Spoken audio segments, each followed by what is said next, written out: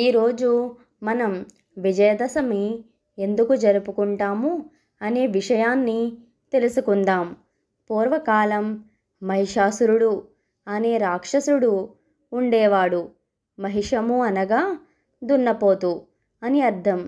దున్నపోతు ఆకారంలో ఉండటం వలన అతన్ని మహిషాసురుడు అనేవారు. ముల్లోకాలని గెలవాలని దుర్బుద్ధితో ఉండేవాడు. అతను నిత్యం తపస్సు చేసి ఒకనాడు తన తపస్సు శక్తితో బ్రహ్మదేవుణ్ణి ప్రసన్నం చేసుకున్నాడు. బ్రహ్మదేవుడిని మహిషాసురుడు ఒక వరం అడిగాడు. తను ఏ పురుషుని చేతిలోనూ మరణించకూడదని వరం ఇవ్వమని బ్రహ్మదేవుడిని కోరుకున్నాడు. బ్రహ్మదేవుడు తన తపస్సుని మెచ్చి వరాన్ని మహిషాసురుడుకు ప్రసాదించాడు. అప్పటి నుంచి మహిషాసురుడు దేవతలను మరియు ప్రజలను హింసించేవాడు. ఆ హింసను భరించలేక దేవతలందరూ కలిసి త్రిమూర్తులను మహిషాసురుడు నుంచి రక్షించమని కోరుకున్నారు.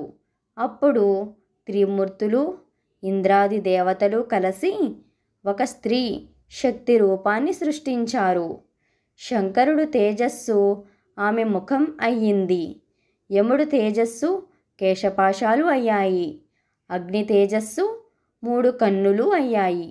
వాయు తేజస్సు చెవులుగా, కుబేరుడు తేజస్సు నాసికగా, సూర్యుడు కార్తికేయుడు ఆ శక్తికి పెదవులుగా, విష్ణుతేజం 18 భుజాలుగా, చంద్రుడు శక్తి వక్షద్వయంగా, పృథ్వీ జగనంగా, వరుణుడు తేజస్సు పాదాలుగా, ఈ విధంగా వచ్చిందే అమ్మవారి స్వరూపం. దేవతలందరూ వారి ఆయుధాలను, ఇంద్రుడు వజ్రాయుధాన్ని, శివుడు త్రిశూలం, విష్ణువు సుదర్శన చక్రం, ఈ విధంగా దేవతలందరూ తమ యొక్క ఆయుధాలను అమ్మవారికి సమర్పించారు. సింహం అమ్మవారి వాహనం అయ్యింది.